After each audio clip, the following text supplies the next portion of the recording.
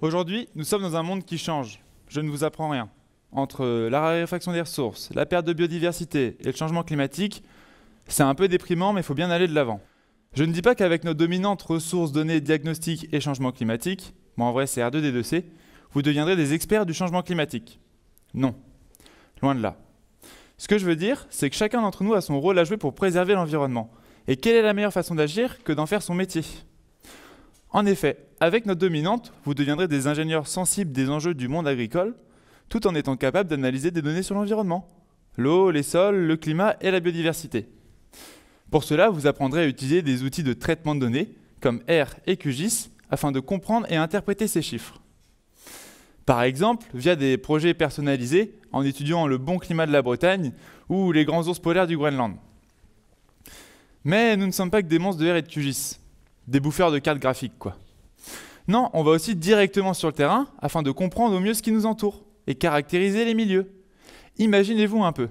Patauger dans un ruisseau pour en relever le débit, compter les ronces, les orties et toute autre merveille végétale, trier les boulettes de terre en fonction de leur couleur, dessiner l'esthétique d'un paysage ou en faire des poèmes. Ouais, on retourne un peu en primaire, quoi. Ça vend du rêve, non ?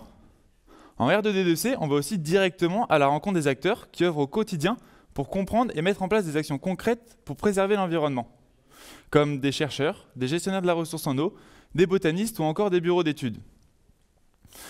Vous apprendrez aussi des notions de droit et de politique environnementale. Bon, dit comme ça, c'est pas le plus passionnant, mais ce sont des connaissances qui sont essentielles pour mettre en place des actions pour préserver les milieux.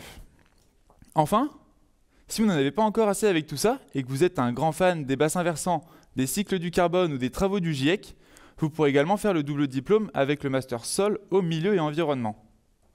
Par la suite, vous pourrez vous diriger dans des postes, dans des bureaux d'études, des administrations ou encore des collectivités et des associations comme WWF, la LPO et bien d'autres encore. Vous pourrez également poursuivre en thèse pour faire de la recherche. Enfin, c'est la dominante avec une super ambiance, avec plein de petits repas, des enseignants aux petits soins et des super week-ends entre copains. Et peut-être même que comme nous, vous découvrirez une soudaine passion pour les kangourous et les kazous. Alors rejoignez-nous et notre chouquette, mascotte, afin de comprendre notre environnement et agir pour le préserver.